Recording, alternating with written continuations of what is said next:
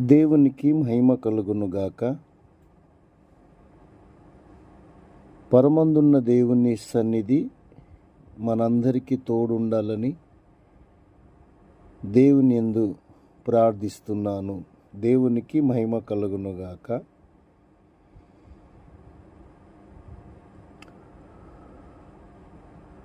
ప్రతి ఒక్కరు కూడా దేశములో పగలతో నిండిపోయారు.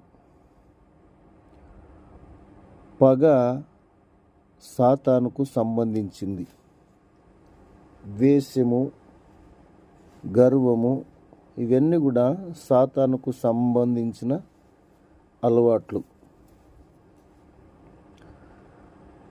చాలామంది ఆత్మీయ జీవితంలో పడిపోవటానికి ఎందుకు త్వరగా